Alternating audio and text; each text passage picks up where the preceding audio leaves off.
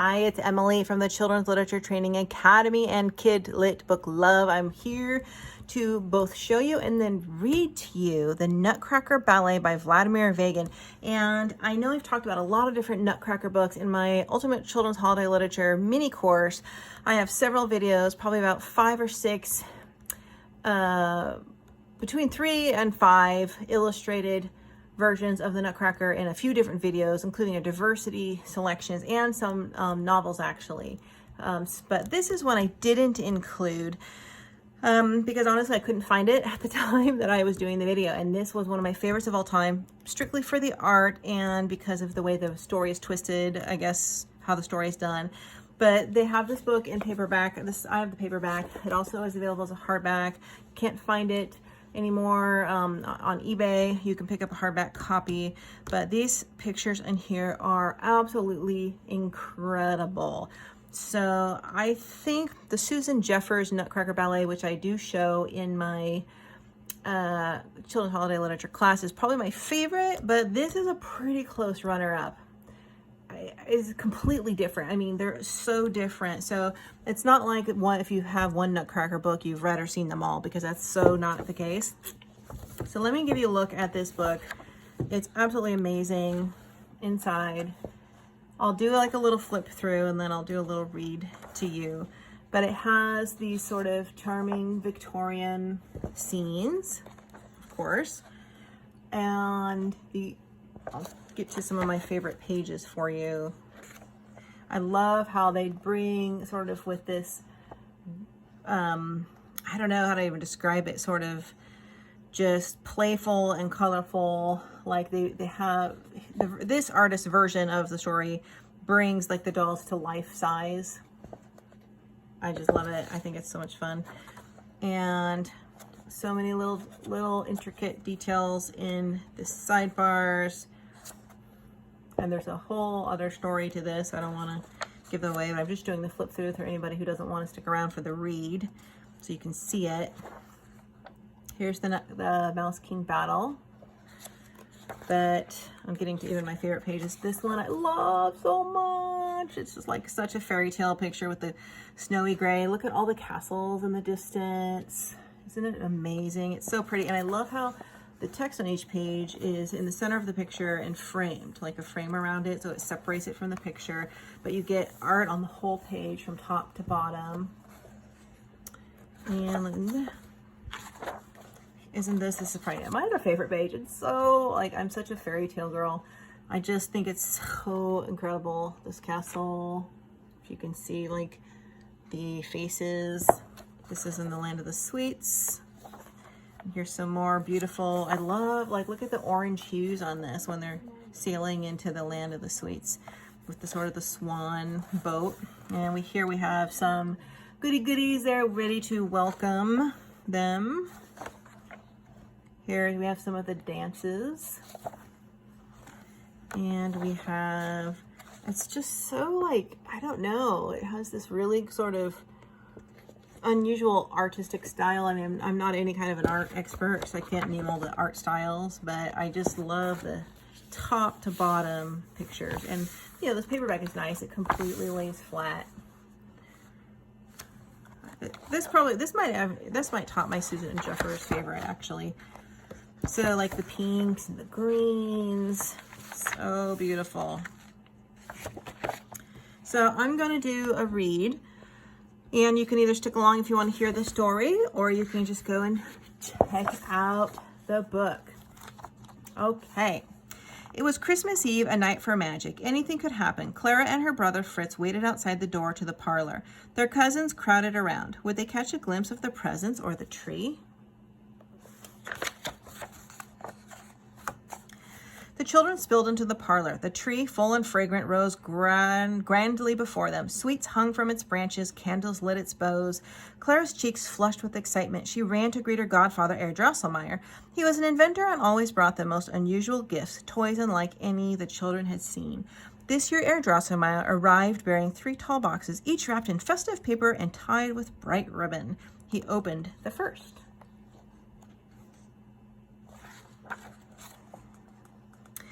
In the box was a soldier, outfitted in full regimental dress. When the soldier was wound, he saluted smartly and clicked his heels.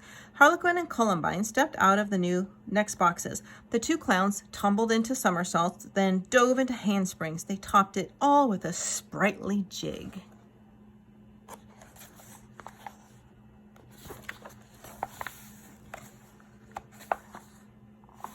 Finally, Clara's godfather brought out a small wooden soldier, no bigger than a doll. The soldier's hair was snow white, his head was large, and his features coarse.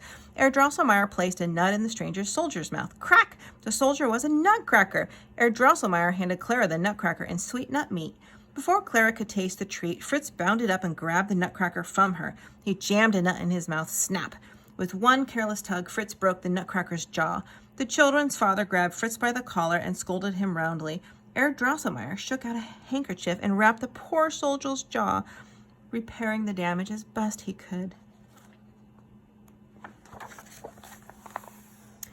That night after the party, when the others had long since retired to bed, Clara crept back to the parlor and cradled the wounded soldier in her arms. The hour drifted into midnight. As Clara sunk sleepily onto the sofa, Herr Drosselmeyer stepped from the shadows. He eased the nutcracker from the little girl's grasp.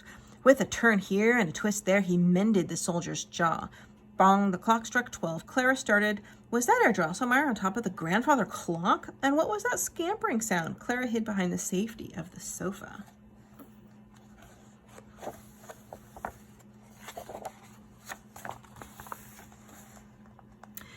A mouse scurried across the room, brandishing a sharp saber. Clara gasped. The mouse was as large as she. The Christmas tree, too, began to grow and grow and grow until the top branch of the tree scraped the ceiling. Fritz's toy soldier, spirited and tall, marched out in tight formation. Even the nutcracker had grown as large as Clara. I love these pictures. Go close. They're so beautiful. Love these pictures. Not the easiest book to turn the pages. Okay. Just then, an army of mice emerged across the room, attacking the toys. They were led by the Mouse King, a leering, frightful creature with 7 heads. The toy soldiers fought valiantly, but they were vastly outnumbered. The Mouse King pinned the nutcracker with his sword. No, cried Clara. She hurled her slipper at the Mouse King, knocking him flat. The nutcracker leaped to his feet. He thrust his sword through the Mouse King's heart. The toys were the victors. He lifted the crown from the Mouse King's head and placed it on top of Clara's.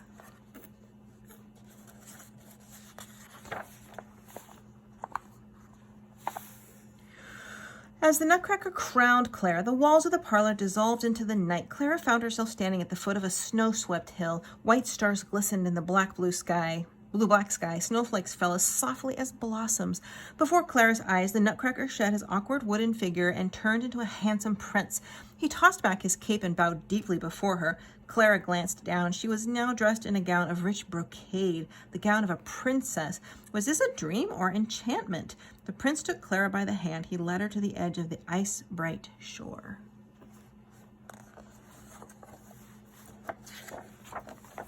Oh, my favorite pages again. Clara and the prince stepped aboard a boat with a graceful billowing sail. The boat flowed up a river of nectar and honey. It passed trees hung with peppermint drops and arrived at a palace studded with glazed, sugary spires. My home is the land of the sweets, explained the prince. I rule from the marzipan castle. Now, I don't know about you, but this is where I want to go for Christmas. At the gates of the castle, Clara and the prince were met by the sugar plum fairy and the delicate angels who attended her. Welcome home, the fairy greeted the prince. Then the prince told the tale of his battle with the Mouse King and introduced his friend. Clara was brave in battle, he said. She struck down the Mouse King and saved my life.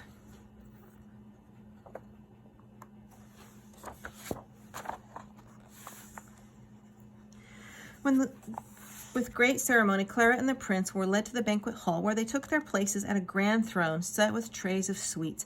The sugar plum fairy beckoned her troop of delicacies. Let the celebration begin, she proclaimed. First to perform were 2 hot chocolates. They danced a Spanish fandango, a click with castanets. Next came Arabian coffee. She was gauzy, flowing silks that shimmered as she swayed. She whirled amid a swirl of scarves, a clank and clang of bangles. Look at all the details on her dress. Incredible. I love this book. The Chinese tea dancers fluttered their fans. High-stepping Russians kicked up their heads, crisp as candy canes. Mother Ginger rustled in next, wearing an enormous hoop skirt. When she parted her petticoats, children tumbled out 6, 7, 8, and more.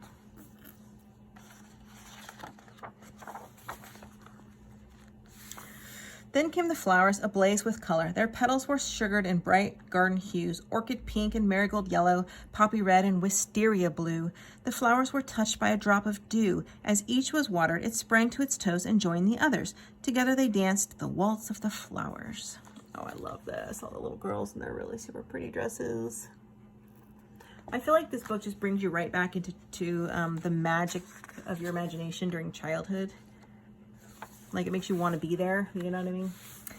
Finally, the Sugar Plum Fairy came to the floor, escorted by her gallant cavalier. The two performed an elegant pas de deux, a fitting finale to the dances of the Candy Kingdom. As the music faded, Clara knew it was time to return home. The delicacies bid her goodbye. Last to step forward was the Nutcracker Prince. Clara did not want to leave her friend. "I'll never be far away," the prince reassured her. He promised Clara they would see each other again one day.